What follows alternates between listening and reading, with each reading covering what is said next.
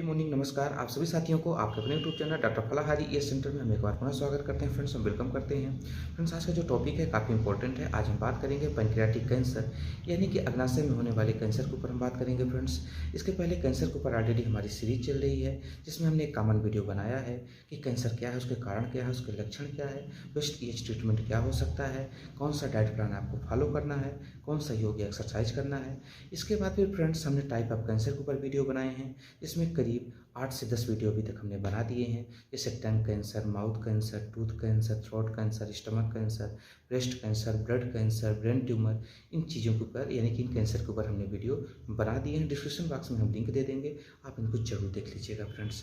तो फ्रेंड्स, जैसा कि अभी अपन ने बताया कि कौन सा डाइट प्लान और कौन सा एक्सरसाइज करना है, इसके लिए हम हर वीडियो के अंत में हम लिंक दे देते हैं, इनको जरूर देख लीजिएगा, काफ़ी इन्फॉर्मेटिव है फ्रेंड्स। इसके साथ हम आपको एक जानकारी देना चाहते हैं जो काफ़ी इंपॉर्टेंट है, इसको जरूर ध्यान रखिएगा कि जो भी रेमेडीज हम बताते हैं कि ये रेमेडीज इस डिसीज़ के लिए, कि इस कैंसर के लिए काफ़ी इंपॉर्टेंट है, तो ध्यान रखिएगा। निश्चित तौर पर रेमेडीज हैं पर प्रत्येक पेशेंट की अलग अलग कंडीशन होती है, अलग अलग उनकी बॉडी शेप होता है, टेम्परामेंट्स होता है, डिसीज होने के भी अलग अलग कारण हो सकते हैं।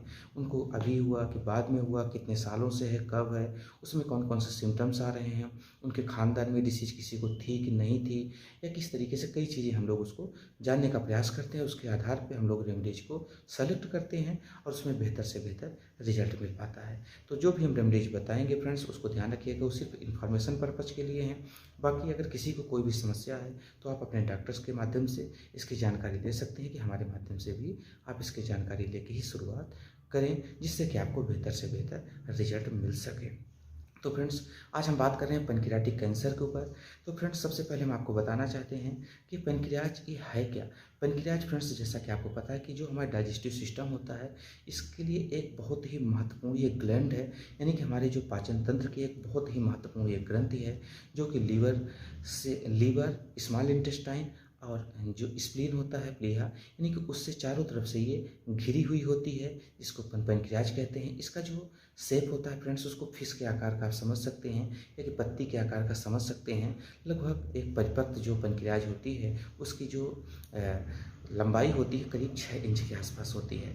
अब इसका जो मेन कार्य है फ्रेंड्स, वो यही है कि हमारे शरीर से विभिन्न प्रकार के हार्मोन या कि एंजाइम का सेक्रेशन करना, वो चाहे एंडोक्राइन हो या कि एक्सोक्राइन हो, यानी कि इंटरनल या कि बाहरी, कई प्रकार की है हार्मोन जिसको एंजाइम बोलते हैं, का सेक्रेशन करना। और उसके साथ साथ ये इंसुलिन को और ग्लूकोजन को भी ये निर्माण में काफ़ी हेल्पफुल ये ग्लैंड्स है। इसी की वजह से इंसुलिन का सेक्रेशन होता है जो हमारे ब्लड में शर्करा लेवल को मेंटेन करके रखती है फ्रेंड्स। तो ये काफ़ी इंपॉर्टेंट ये ग्लैंड्स है फ्रेंड्स, इसको ध्यान रखिएगा कि ये एक ऐसी ग्लैंड्स है जिसके बिना शायद हमारा आपका जीवन संभव नहीं हो सकता।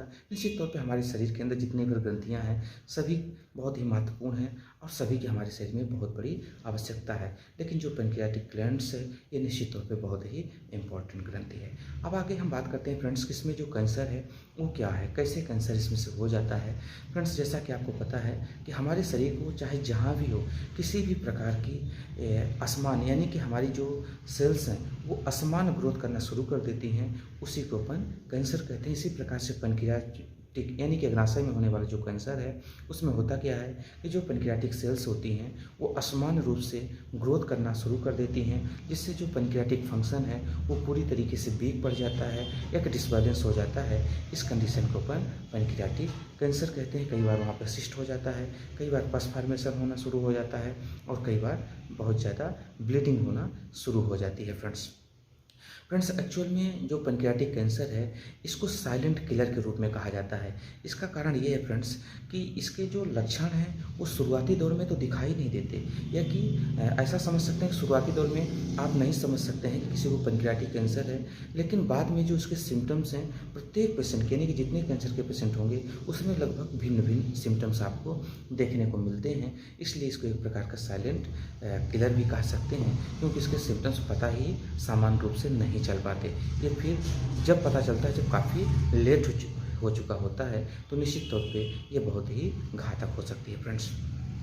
फ्रेंड्स अब आगे हम बात करेंगे कि इसमें लक्षण क्या क्या देखने को मिलते हैं। इसमें फ्रेंड्स जो लक्षण देखने को मिलते हैं वो सबसे पहले सामान्य रूप से एब्डोमिनल पेन, यानी कि आप देखेंगे कि आपके राइट साइड या कि बीचों बीच या कि अपर साइड में बहुत ज़्यादा दर्द देखने को मिलेगा।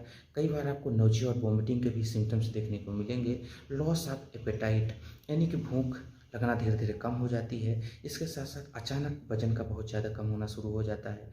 जॉन्डिस, बार बार लीवर से संबंधित समस्या होना, इसके लिए कहीं ना कहीं ये संकेत देता है। पर हमेशा ध्यान रखिएगा फ्रेंड्स, हम हर वीडियो में कहते हैं ये कोई भी लक्षण ये और भी डिसीज के हो सकते हैं और भी कारण हो सकते हैं। इसलिए कि जो भी लक्षण हम बता रहे हैं फ्रेंड्स, ये ऐसा नहीं है कि यही लक्षण है तो किसी को पैंक्रियाटिक कैंसर ही हो गया है। इसलिए लक्षण ये कॉमन रूप से जो देखने को मिलते हैं उसके ऊपर हम बात कर रहे हैं। बाकी लक्षण के आधार पर कभी भी नहीं कहा जा सकता कि इनको कौन सी डिसीज है, ये हमेशा ध्यान रखिएगा। तो फ्रेंड्स आगे हम बात करेंगे कि जैसा कि मैंने बताया, कई बार नोजल ब्लीडिंग भी होना शुरू हो जाती है, वेट का लॉस होना शुरू हो जाता है और वोमिटिंग, नोजिया के भी लक्षण आपको देखने को मिलते हैं। और लगातार पेशेंट को जी यानी कि मचलाता रहता है, भूख उसको नहीं लगती, कुछ खाने पीने की इच्छा नहीं होती, थकावट महसूस होती है, वो लगातार अपने आप को एकांत में महसूस करता है, उसको शोरगुल बिल्कुल धीरे धीरे पसंद होना बंद हो जाता है। ये कई सिम्टम्स आपको देखने को मिल सकते हैं फ्रेंड्स। अब हम बात करेंगे कारण, इसके जो कॉजेस हैं फ्रेंड्स वो क्या क्या सामान्य रूप से देखने को मिलते हैं। एक्सेस, बहुत ज़्यादा धूम्रपान करना। आप देखें हैं फ्रेंड्स कि बहुत सारे ऐसे लोग हैं जो कि बहुत ज़्यादा मतलब धूम्रपान करते रहते हैं। वो कहीं ना कहीं दिन भर तंबाकू है, गुटखा है, सिगरेट, इस तरीके से कई प्रकार के जो ड्रग्स होती हैं या कि ऐसा समझ सकते हैं कि जो मादक पदार्थ होते हैं उनका वो सेवन करते रहते हैं। कई प्रकार की ड्रग्स होती हैं जो कि निश्चित तौर पे लोग उसको नशे के रूप में इस्तेमाल करते हैं, वो भी इसके पीछे का बहुत बड़ा कारण रहा। लंबे समय तक लीवर में कोई बीमारी रही हो, जॉन्डिस रही हो, बार बार उनको वोमिटिंग, नोजिया के लक्षण देखने को मिल रहे हों, ये कई कारण हो सकते हैं फ्रेंड्स। इसके साथ साथ उनका जो खराब दिनचर्या, जैसा कि आपने बताया कि जो उनका सेडेंटरी लाइफ जीना, शरीर से बिल्कुल फिजिकल एक्टिविटी ना करना, कच्ची फल फूल सब्जियों का कम से कम सेवन करना, फास्ट फूड का बहुत ज़्यादा सेवन करना, या कि किसी प्रकार की इंजरी रही हो, कोई चोट लग गई हो, इसके साथ साथ किसी प्रकार की सर्जिकल यानी कि सर्जरी उनके शरीर में हुई हो, उसके बाद भी शिकायत आ जाती है।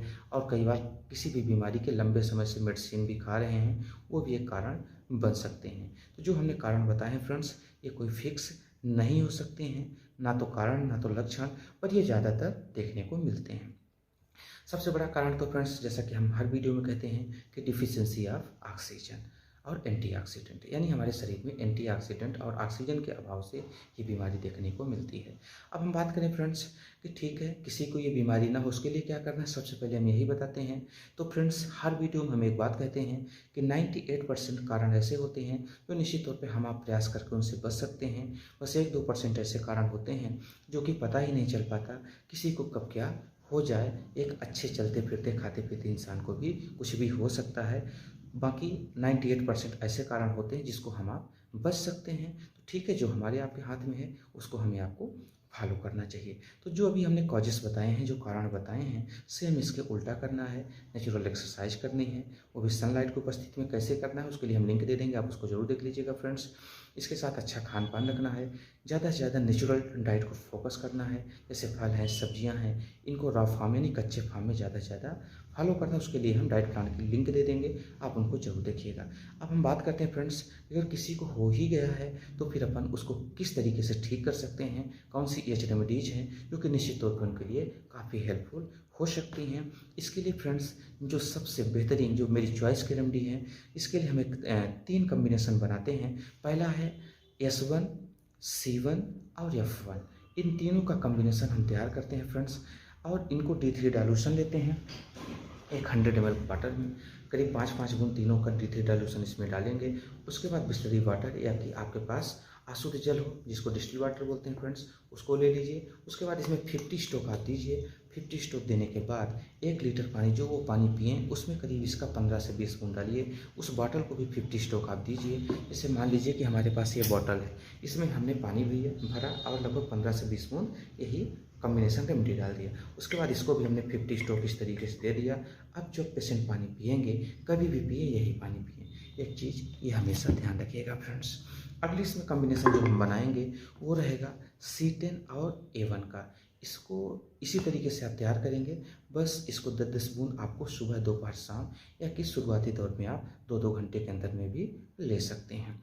अब अगला कंडीशन है कि अगर बहुत ज़्यादा पस फॉर्मेशन हो गया है, बहुत ज़्यादा ब्लीडिंग हो रही है, ऐसे कंडीशन के लिए आप, या कि सिस्ट बन गई हो, ऐसे कंडीशन के लिए आपको सी पाइप और जीई को मिक्सअप करना है और उसको यहाँ पे कंप्रेस करना है दिन में 3 से 4 बार। यानी कि जो पूरा एब्डोमेन रीजन है, यानी कि लीवर के नीचे और आपका जो स्मॉल इंटेस्टाइन है उसके अपर, उसको चारों तरफ से घेरे रहती है, इसको पेनक्रियाज को, इस पोर्शन पे आपको उसको अप्लाई करना है दिन में 3 से 4 बार। इस कॉम्बिनेशन को बना के थोड़े पानी में डाल के आप इसको अप्लाई करेंगे तो इस तरीके से आप देखेंगे, जिसको अपन कंप्रेशन बोलते हैं फ्रेंड्स, तो आप देखेंगे कि बहुत जल्दी पेशेंट के जो सिम्टम्स हैं वो सुधार होना शुरू हो जाएगा, उसको भूख लगना शुरू हो जाएगी, जो उसके घाव हो गए थे या कि सिस्ट हो गई थी वो भी धीरे धीरे ठीक होना शुरू हो जाएगी। और करीब 3 से 4 महीने बाद हम ऐसा उम्मीद करते हैं कि पेशेंट ठीक हो जाएगा।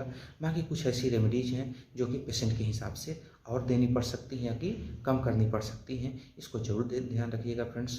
तो हम उम्मीद करते हैं कि वीडियो आपके लिए इन्फॉर्मेटिव है, वीडियो अच्छा लगा हो तो इसको लोगों तक जरूर पहुंचाइएगा फ्रेंड्स। चैनल को सब्सक्राइब करना बिल्कुल नहीं भूलिएगा, जिससे आपको समय समय पे नोटिफिकेशन मिलती रहे और आप हमारे वीडियो को देख सकें और लोगों तक पहुँचाएँ, जिससे लोगों में अवेयरनेस आए और निश्चित तौर पर अपने आप को प्राकृतिक तरीके से एच रेमेडी के माध्यम से ठीक कर सकें। तो इसी उम्मीद के साथ फ्रेंड्स मिलेंगे न्यू वीडियो में के साथ, तब तक नमस्कार।